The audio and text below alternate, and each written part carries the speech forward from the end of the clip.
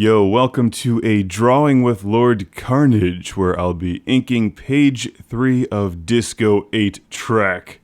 And I'm laying down the audio here. Later, since I wasn't wearing a microphone while drawing. But as you can see, I have a sketch layer already laid out there, and I'm inking over top of it using my Wacom tablet directly in Photoshop. And a lot of people have asked me some pretty good questions about technical stuff regarding how I draw these comics. I draw directly in Photoshop, and I use multiple layers.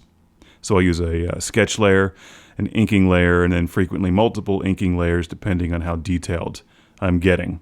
And I save frequently and save multiple copies in case I screw something up and need to go back to an earlier version. At the very end, I'll do things like final shading and QA.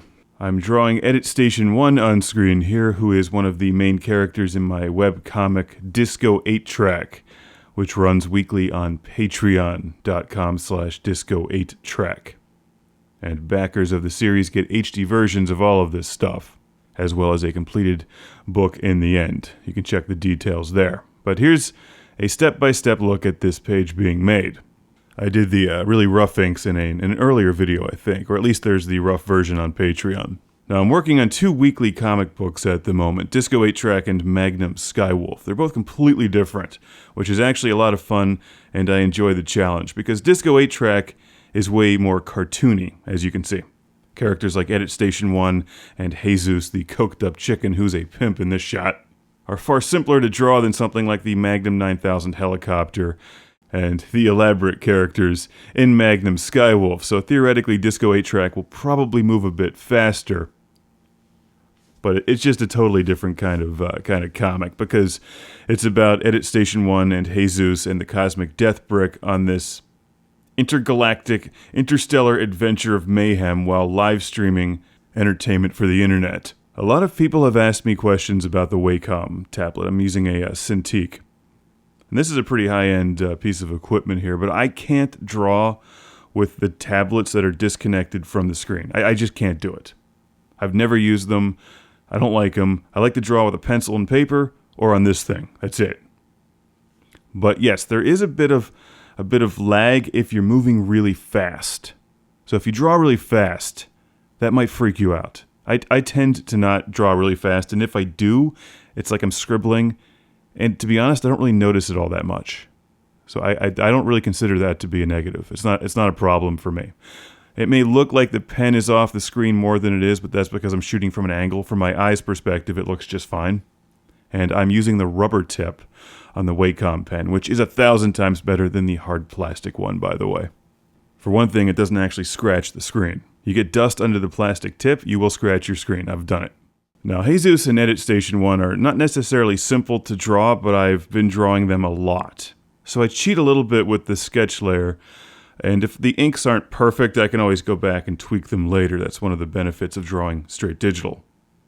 In fact, that's one of the major benefits, is that you can fix stuff all the way through the entire process until it's printed. The camera is wobbling quite a bit. That really has nothing to do with the tablet. It's just my camera's on a mount which is aging and needs to be replaced. And ideally, I would use the camera mount on a separate tripod or something, but I don't have one here right now, so it's mounted directly to the table. Not good for filming. Now, I've seen a bunch of other questions. Do I do only digital drawing now? No, I actually prefer to do penciling with an actual pencil and paper. Like that's what I've been doing my whole life. This is definitely the best way to do inking. And what I can do is sketch an entire page using my pencil and paper, and then scan that or photograph it and put it right into Adobe Photoshop and then ink on top of it digitally. And I've done that before, quite a bit actually, with Ethel the Cyborg Ninja in my previous book. But Disco 8 Track is more about the jokes and the timing and less about the complex artwork, at least for these pages. So in some ways, it's actually easier for me to just draw everything digitally from the beginning and shuffle things around so I can work out the dialogue to make it like maximum funny, to optimize the joke delivery. All right, now this middle panel I think turned out really well in the end, but it took about 4 or 5 different tries to get it right. Heyzoos looks weird straight on. He's way funnier from the sides. But I wanted a shot where it was like he just got this incredible idea, and of course he looks like a complete idiot because he is. kind of straight on, but not really straight on. And just figuring out where the camera would be in this particular shot took a few tries. But I love how this turns out. And here's a quick look at what I did for the background, where I simply put two anchor points or whatever those are right over him, and then created a layer beneath them, beneath the Heyzoos drawing, which is filled in with ink, and then used that as a center for the lines radiating out from him, which I then filled in on its own layer using a paint bucket to create this awesome background. That would have taken forever using an actual pen and ink. There's many other people who have suggested other drawing programs. I've been using Photoshop for years now. It's not the least expensive program out there, that's for sure. But it is pretty powerful once you figure out how to use it. I will say this, it took me a full book, a 120-page book, to get used to drawing digitally. And that's Ethel the Cyborg Ninja. So if you read that book, I actually hope to have it on Kindle this year. Only Kickstarter backers got the physical copies, but the digital version should be going out. And that book, I think that book turned out really well. I'm very, very proud of Ethel the Cyborg Ninja. But it was a pain in the ass to draw digitally. By the time I got finished with the book, I had to actually go back to the beginning and redraw half of it because I just figured out how to do it better. And it looked better.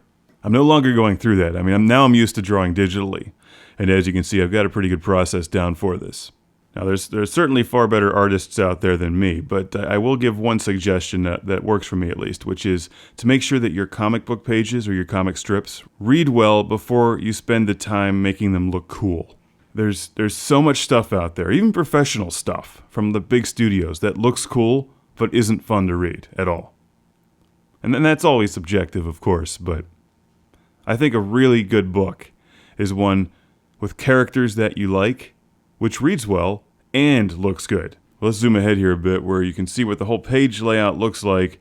And I'm going to sit in this for a little while and then make some decisions about the background colors. The background isn't going to have much detail for these panels. Doesn't need to be. But some of them are going to be black and some will have outlines around them. Basically, I'm going to polish it all at the very end and do a final QA and whatnot.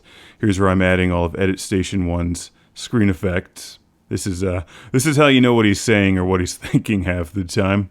And that's all for now. So once again, thank you for watching Drawing with Lord Karnage. Disco 8-Track is a weekly comic strip on patreon.com/disco8track. And you can also check out Magnum Skywolf as well. They're totally unrelated in different universes, but, you know, they're comic books. Who knows what could happen? See you soon.